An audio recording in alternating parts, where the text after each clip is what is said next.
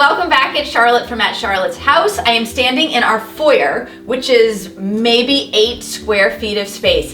And I was able to transform this area with a few simple DIY projects, a coat of paint. I can't wait to show you how this came together. Stay tuned.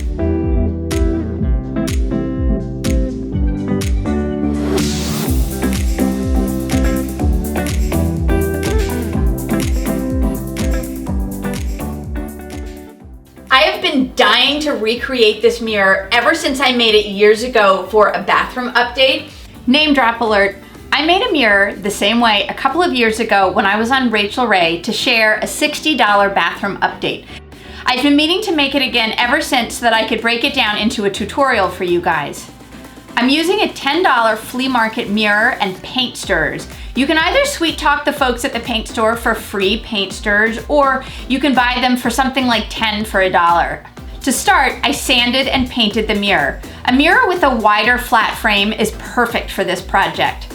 I painted it white since I knew that you would be able to see the inside and outside edges. I've always cut my paint stirrers at a 45-degree angle just so that they would come together neatly at the corners, but you could easily just cut them straight at a 90-degree angle if you wanted them to look more like simple stripes. No matter how you cut them, you'll probably have to make a few detail cuts to make them line up perfectly as you work your way around the frame. Once I'd cut all my paint stirrers, I sanded down any rough ends.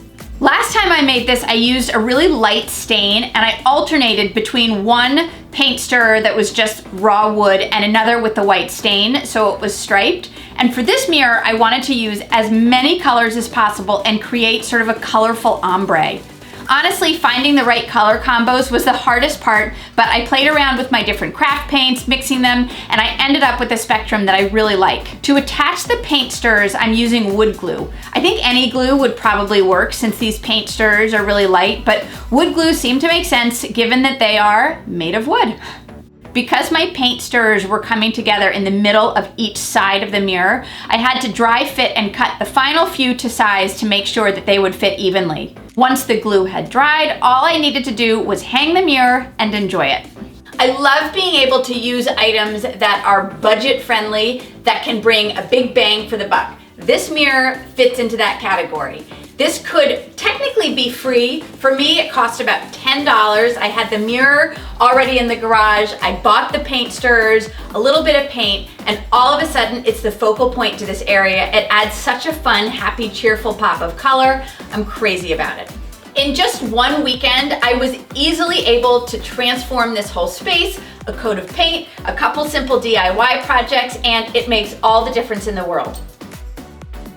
I love the way this mirror looks against the white, bright walls. I was also able to bring in some other colorful accessories that look a lot better with the white background. A new rug, a planter, this vase. All in all, I love the way a few simple changes really transformed this small little space. Now when I walk into the house, I feel happy, I have storage. It just makes me feel good.